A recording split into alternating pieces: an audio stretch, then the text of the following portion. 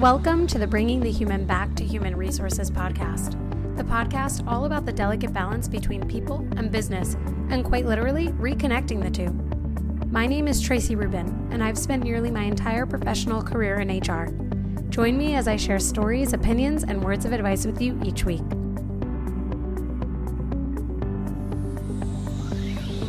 Hi everyone, welcome back to the podcast. I have a bit of a shorter episode for you this week, which works for me. Hopefully it'll work for you. But I hope you liked last week's episode on the Q&A. I got a lot of really good feedback. I don't actually have any updates on those two situations for you, but as I receive updates, I will definitely be sure to share those updates with you. Just a reminder that you can follow me on Instagram at hrtraci, and I encourage you to rate and review the podcast. Subscribe if you haven't already. Wherever you're listening, you can subscribe or follow. If you are listening on Spotify, if you press follow, you can also make sure you turn on notifications. Or if you're listening anywhere else, you probably will already receive the notification. Like I think iTunes already does that. Anyway, for this week, I wanted to talk a little bit about an article that I saw in the Human Times newsletter, which I've referenced a lot on the podcast.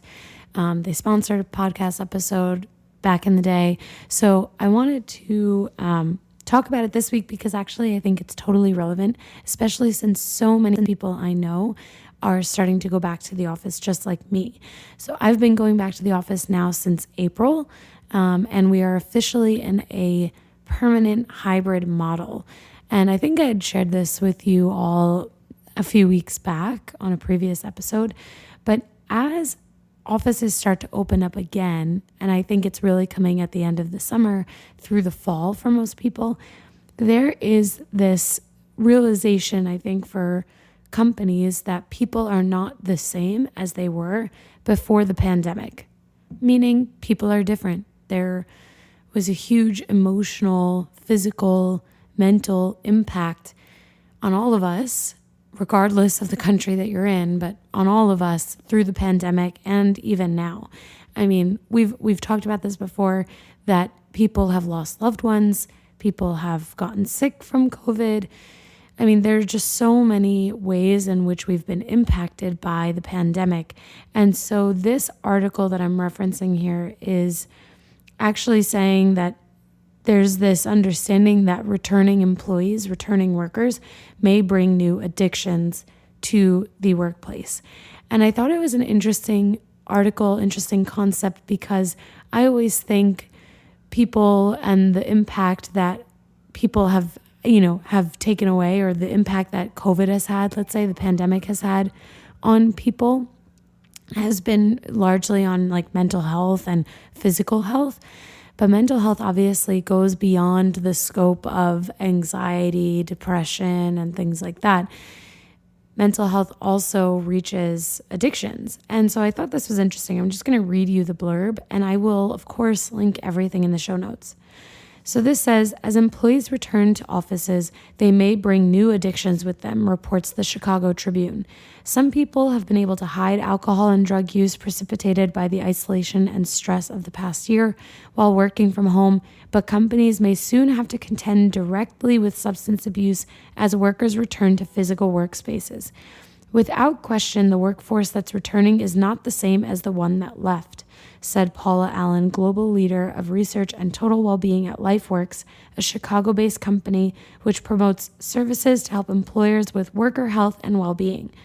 She says, quote, "We have a lot of anxiety. We have a lot of people on edge. We're seeing more unhealthy behaviors, including more risky substance abuse." Tom Britton, president and CEO of the Gateway Foundation, an Illinois-based addiction treatment organization, says employers risk being unable to spot problems until they become disruptive, noting that many managers are not trained to identify substance abuse issues or may feel uncomfortable asking staff about such matters. Somebody has to do something really, really significant, do something obvious to get caught in the workplace, Britton said. So that is the whole blurb that Human Times put in their newsletter. So actually, just to back up really quickly, Human Times is a newsletter that provides different articles from around the world that can support HR leaders in understanding, what's going on around the world. So this is under their health and safety section. And like I said, it caught my eye, and I actually really agree with what is being shared here. I think we'd be naive as leaders, as HR people, as managers, to assume that the ways in which people have changed doesn't include substance abuse or addiction. And I want to break this down a little bit. So for first and foremost, if anyone listening struggles with addiction or substance abuse, I will link services in the show notes so that if you are in need of resources, that you can find resources in your area. Aside from that, as an HR person, as a leader in an organization, I should share, I think, some of the best practices with you so that if you are a leader in your organization, you can understand better how to handle something like this, or if you see or identify or observe substance abuse in the workplace. So it's important to note that actually individuals who are recovering addicts or undergoing treatment for their addiction is part of the ADA's description of a protected class. If someone is not undergoing treatment, they're not necessarily part of a protected class. So for example, if someone shows up to work drunk, they can be fired.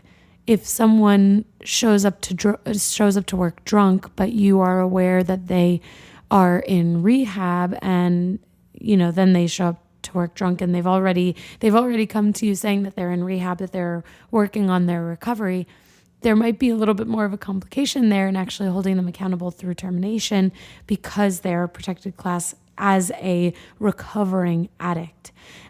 However, I should say, if someone shows up to work drunk, even if they are in rehab and they are and their employer is aware of their recovery, they still could be terminated for violation of workplace policies, but it makes it a little bit more complicated if someone is a recovering addict and the employer is aware of this, because recovering addicts, again, are protected by the ADA, the Americans with Disabilities Act, as a protected class. So all of this is to say that understanding this article, what the Chicago Tribune is saying, is that people are coming to work with different facets of their lives intertwined with work. I totally agree that people are not the same today as they were a year and a half to 2 years ago.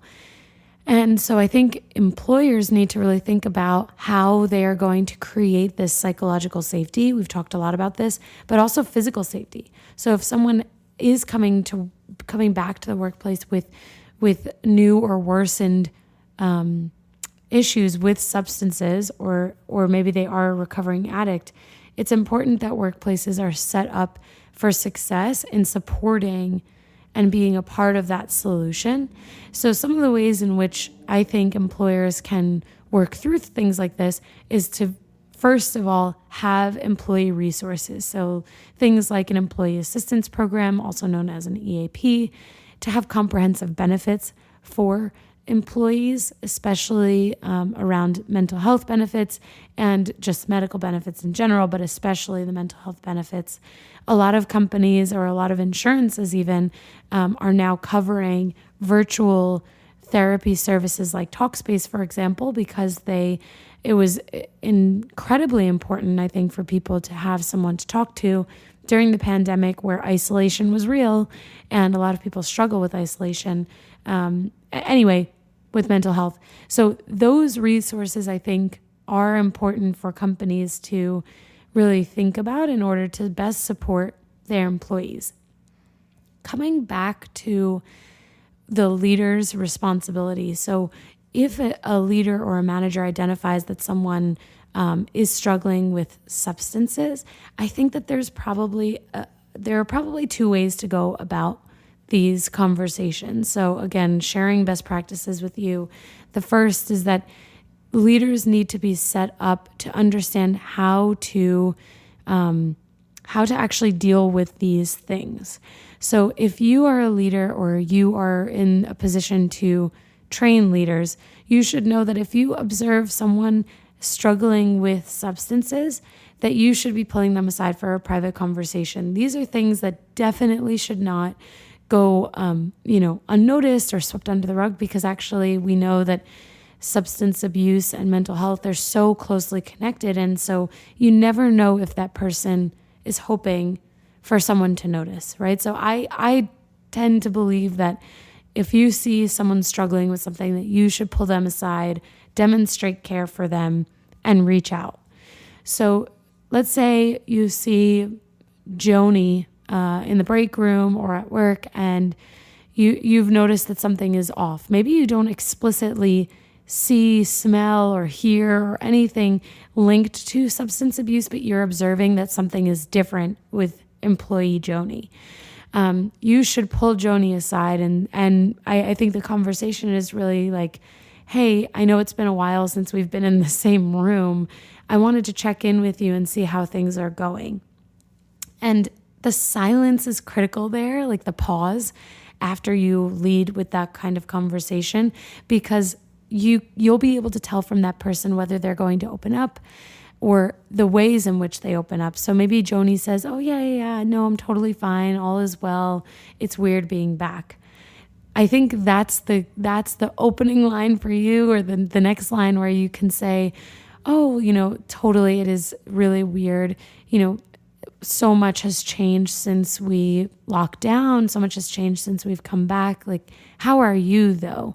Because work is work, but how are you doing? Is there anything that I can support you with?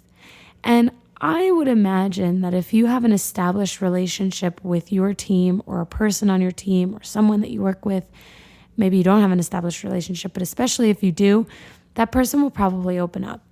If you don't have an established relationship with that person, I think that this is where you create or start the relationship. There's no harm in opening the door and not getting anywhere in the first conversation. Like, I don't think that anyone should expect to move mountains in one conversation. So as long as you're opening the door, that to me is the most critical thing. So let's say Joni opens up. That's amazing, right? She's opening up. You're able to talk through things. Maybe you can then talk about resources. You can talk about, that you're there for them and things like that. Conversely, if Joni doesn't open up, or your employee doesn't open up, you can just say, totally get it. Listen, I'm here for you. If you ever need to talk, like these are trying times. It's not going to be an easy transition, but also we're totally different coming back to the workforce, to the office after the pandemic. And I want you to know, I think that's totally normal, that we're bringing a different version of ourselves here today and as we go forward. So if you need to talk to anyone, if you need any support, just come to me. And so that now you're setting up this stage so that she could, or the employee could, feel comfortable coming to you if there's something that's on their mind or something that they're going through. And I think that is probably the most important thing. If you don't do anything else, that is the most important thing, is making sure that that person knows that you are a safe space and that they can come to you and talk to you about things. So that, I think, if leaders can do anything as the offices begin to return to normal, it's that. Have genuine, authentic conversations with your people to try and understand, who are they? What versions of themselves are they bringing back to the office? So now that we've covered that side of the best practices, I think the other side is that, I guess, coming back to the resources that are available to employees, the first thing is, again, really making sure that those resources are set up. I also think that employees need to be vocal about the things that they need. And I think one of the biggest differences between, 2019 or the very start of 2020 and where we are today is that and I've mentioned this on the podcast before, people are not hiding who they are. They're not quote unquote, checking their baggage at the door. They are bringing their full selves to work, because the pandemic really made everyone stop and think about their lives, what they wanted, what they needed. And same with the social justice movements. I mean, all of that huge, I don't want to say bubble burst, because I think it's not a bubble, but it's the realization of what life actually means that changed everyone's perspective, or at least made people think differently. And so I think employees who do need those resources need to be more comfortable talking about those things and need to be more comfortable asking for what they need. So if I were an employee in need of those resources, I think I would first start by going to HR and saying, hey, these are some things that I'm struggling with.